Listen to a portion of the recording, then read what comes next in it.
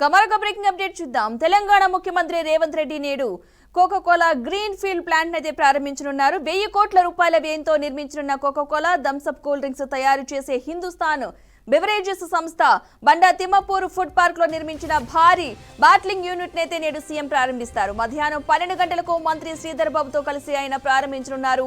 ఈ ప్లాంట్ నిర్మాణంతో కొత్తగా 400 మందికి ఉపాధి లభించనుంది. ముఖ్యమంత్రి పర్యటనకు సంబంధించి అన్ని ఏర్పాట్లను అధికారులు ఏర్పాటు చేశారు. అనంతరం 3 గంటలకు తిరిగి హైదరాబాద్ కు బయలుదేరుతారు.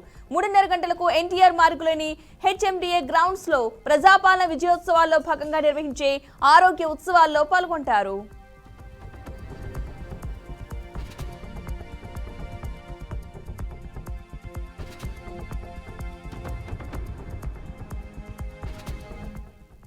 ఇదే అంశానికి సంబంధించిన పూర్తి సమాచారాన్ని మా ప్రతినిధి ప్రేమ్ కుమార్ అందిస్తారు. ప్రేమ్ కుమార్, అప్డేట్స్ ఏంటి?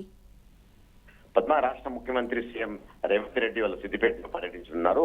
2 గంటలకు సిద్దిపేటలో ఉన్నటువంటి బండ తిమ్మపూర్ లో ఆయన కోకోకోలా ఫ్యాక్టరీని ప్రారంభిస్తారు. 2 గంటలకి అక్కడ అనంతరం అక్కడ జరిగేటువంటి ముఖ్య నేతలతో సంభాషిస్తారు. అనంతరం ఆయన తిరిగి 3 గంటలకి తిరిగి హైదరాబాద్ చేరుకుంటారు. అయితే బండ తిమ్మపూర్ లో అక్కడ కోకోకోలా ఏర్పాటు చేసిన కంపెనీ ఫ్యాక్టరీని ఆయన చేతుల మీద ప్రారంభం కానుంది. అనంతరం ఆయన 3 గంటలకు మళ్ళీ తిరిగి హైదరాబాద్ చేరుకున్నారు. పద్మ అయితే అక్కడ హెచ్ఎండిఏ దగ్గర ఉన్నటువంటి ప్రజాపాలన విజయోత్సవ సభలో కూడా ఆయన మధ్యాహ్నం పాల్గొన్నారు.